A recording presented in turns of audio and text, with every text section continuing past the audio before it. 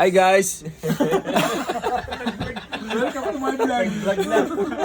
Ngayon ko na naranasan to. Inuman na naka-jacket dito sa Canada. Sa Pilipinas, di ko naranasan to. Ginamit mo pa kami. Diyos ko, ngayon ko na talaga. Hindi pa winter dito hindi pa winter Isipin hindi pa winter Pero, isipin mo naka-winter jacket ako. Umiinom kami ano pa lang, alas 9 pa lang ng gabi dito Isipin mo, wala pa yata, alas 9 na ng gabi, Lahat kami naka-jacket. Isa nakakubot pa, bakit nakakubot mo ng blanket mo?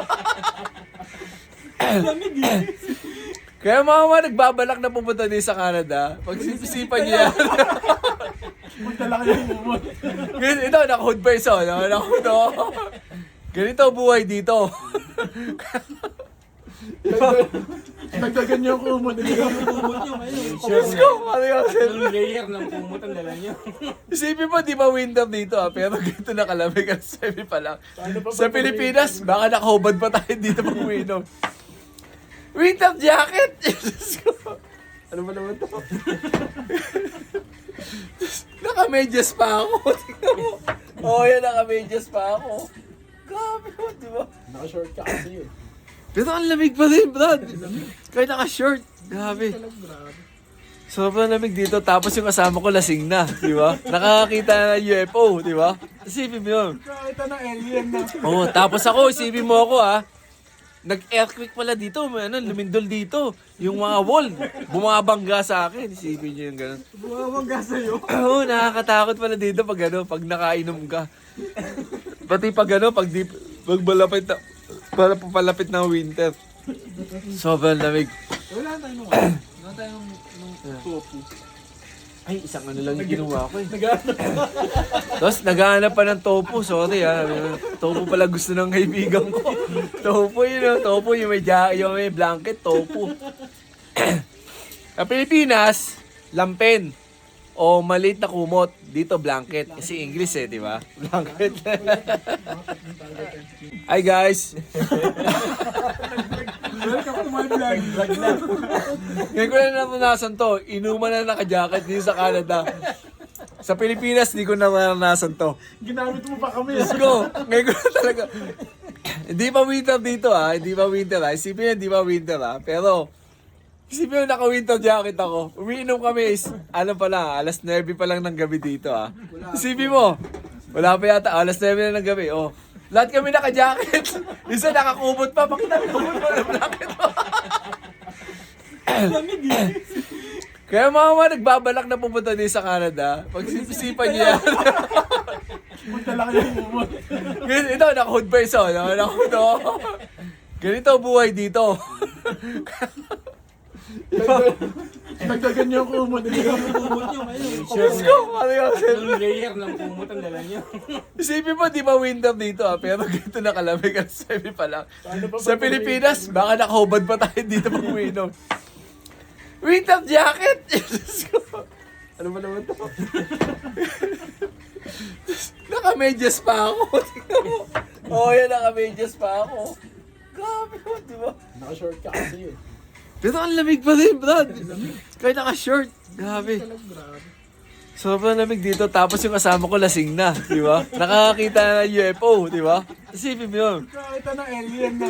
Tapos ako, isipin mo ako nag-earthquake pala dito, lumindol dito. Yung mga wall, bumabangga sa akin. Isipin nyo yung gano'n. Bumabangga sa'yo.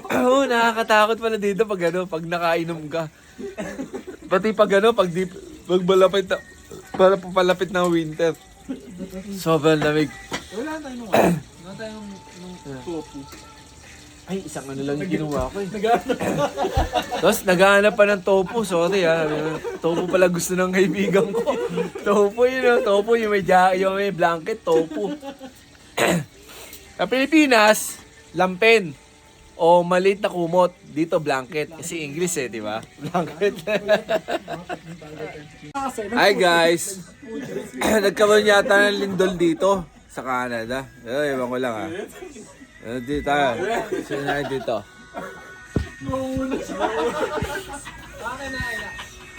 Okay na. Nasa na? Yeah. Tapos yung buwan ko lumiliit. Bakit ganito yung mundo? Talaga, makakamdam na ako. Hindi nakakaya sa baba. Kasi, sabi ko, chill lang inom namin. Apat na kami. Akala ko ba akit siya? Baka di ko siya makita. Hiyahan na nahiya. Di akit yung kasi isipin mo alas 5. Kasi alas 5 pasok. Ano mapasok? Alas 5 ng umaga. Umaga. Oo. Saan ka nag-meaning? Yung 7 a.m. mo to. As pwede na yun. Meron nga pala siyang Bago ako na maaga, mamaya tutulungan mo sa Ricky. 230 yung order ko Yung ngayon. model mo ngayon? O kasi Kasi hindi ko ino order ng Friday. Wala sa isip ko yung Dami Friday. nun. Dating sa man. Wala Buwan, tayong chicken dahil- strips eh. Binaklas ko na lahat eh.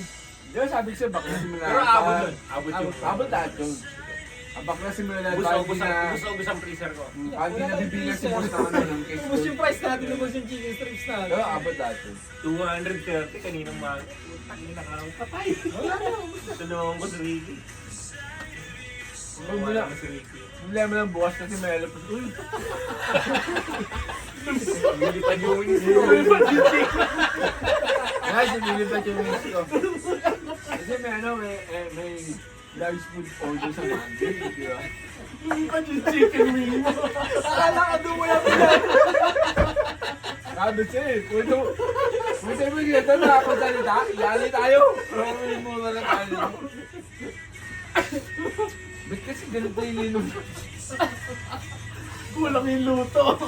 Lumipad na. Pero smooth. Pero Kaya, smooth. kaya tama lang yan. Boss, napaka-smooth. Parang gusto niyo bumuwi yung ulo ko eh. Ano ba? Siyempre, iniinom siya. At sabi siya, dalawa bigyan natin. Kinalimutan natin yung $80 yan. Pag hindi ako nakapasok ng alas 7:30 nitong butay, mumurahin ako ng Ricky. Kawawa si Ricky. Pati nga siya. Tapos na ba? Wala na, nag-freezer eh. Ah. Nag-freezer eh. Ni Ricky. Pangapat na na ba yun? Ay, ibig sabihin nakaubos In na fairness tayo. kay Ricky, basta may delivery ako. Nag-freezer Sa eh. freezer na. Kasi ang una ko $80. ginagawa, Binibitawan niya Diba yung nung, ginagawa. naalala mo Pag ba yun, uminom ka ng nung ganito, nakaramdaman $80, sa meron dumilindol. ka nararamdaman. Eh, okay. Kasi sabi ko noon, hindi ba pwede mag-freezer kasi nga baka mambinat. Ah. Ginalaw ko na yun. Ah. Kaya ang paalam ko agad sa'yo, sabi ko, pasensya na kuya, ginalaw ko yung freezer kasi alam ko talaga na hindi mo pwedeng galawin yun kasi nga baka mambinat ka. Target ko na yun. Yun talaga ang one ko doon. Sabi Routine ko ko na yun. Pero yung sa dry goods, hindi ko sa ginalaw. Basta routine ko na yun. Basta alam ko na may delivery dito. Bakbakang ko na yung freezer. Kasi mas nakikita ko yung inventory ko. Alam ko yung result ko. Kasi nga yun nga ang payo mo sa amin. Kayaan nyo lang yan, ako bahala dyan. Kasi binibilang mo. Basta sarap. Pero pag sinabi ko sa inyo na, oh, patulong dito. Ah. Kaya, wala, ano yun, sa inyo na yun. Sa inyo na ako nakakasal. Boss, ginat ka muna. Bumibigit ka na eh. Napigit ka na eh. Labas mo na yung papaitan natin, pwede na yun. Okay. Okay na. Kailangan natin yung Baka lumindol eh. Ganun mo lang. I-switch mo lang. Kaya, Sige, siya na lang natin nilagay. Hindi, dito. Tanggalan mo. Dito na lang, boy. Dito sa Dito. Ano Uy, yan? mantika, mainit yan. Lamig na eh. Parang negative 40. Ano buha tayong mangkok? Mauwi na sila. Talaga yan lang. Piliin ko lang sa inyo. Basta may problema kayo sa akin. Piliin nyo lang. Yung kimkimin. Never yung kimkimin. Never yung kimkimin. Sabihin nyo kagad sa akin. Problema yung boss ko pa. Sa akin? Utang mo sa akin? Buta problema mo ako. Pag nagpunta ako kay Kuya George, nagsasabi ako. Nagsasabi ako ng utang kay Kuya George. Basta ako, Never ko pinaproblema sa inyo utang ko. Utang nyo. Basta ang problema ko, boss. Bakit yung bahay ko gumagalaw? Diba? dito mo ba? Dito mo ba? Bakit gumagalaw yung bahay? Ay natin na.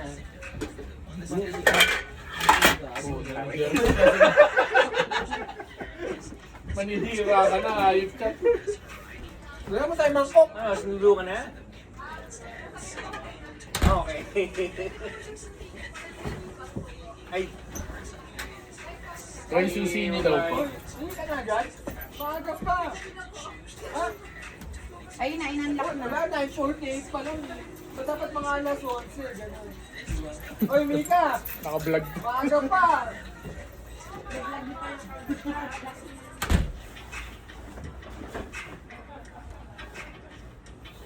Hindi. Kaya yun. Wala din huwag nila ako trader rin. Wala sa vocabulary ko yun. Basta ako yan, pagka yung utang ko man. So, yung utang namin Utang, ni Jun. hindi yun dapat pag-usapan yun. Hindi Pag- namin nag-uusapan yun. Hindi ko sinasabi yun, pero once na makaraos kami kay Kyle, magsisimula na ulit yun.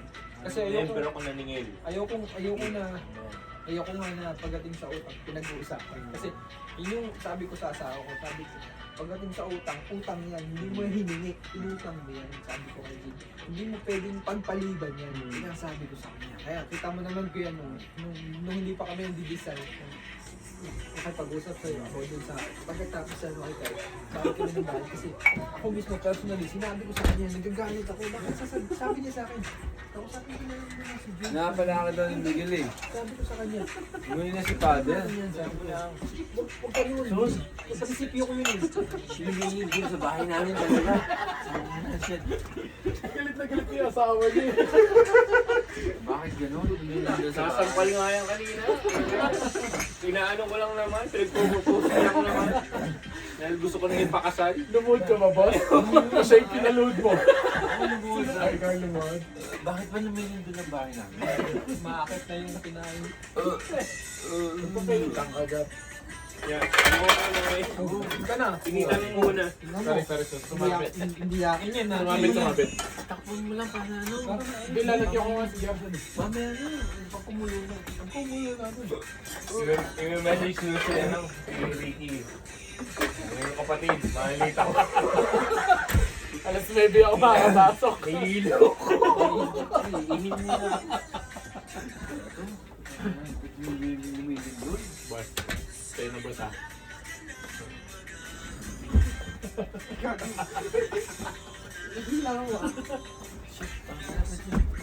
Lumingin doon dito sa bahay.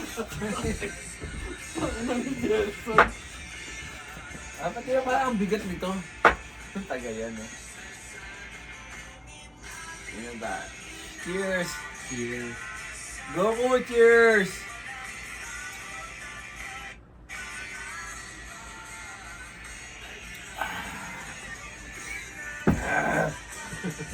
Nagalit na.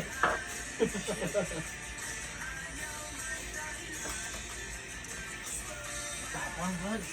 Ah! Tapang! Susong! Tapang! Pupuso mo to? Oo. Ganun. Yun.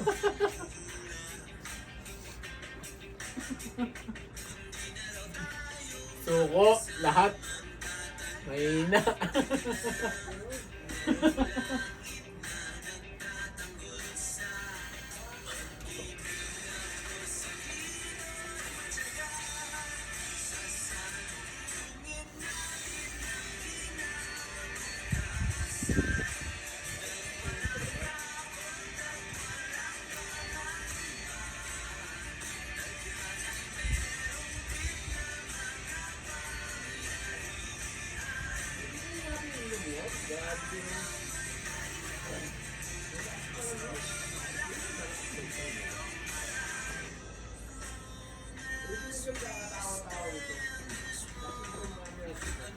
Ba't ganun? Ba't ganun?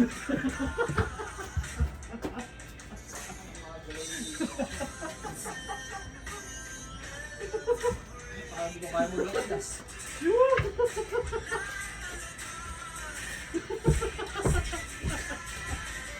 Hindi ko kaya maglakad. Boy!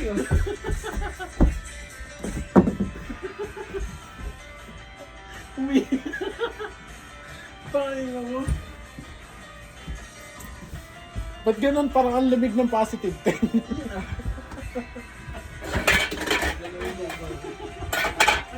Uy! Uy! Naglag na, boy!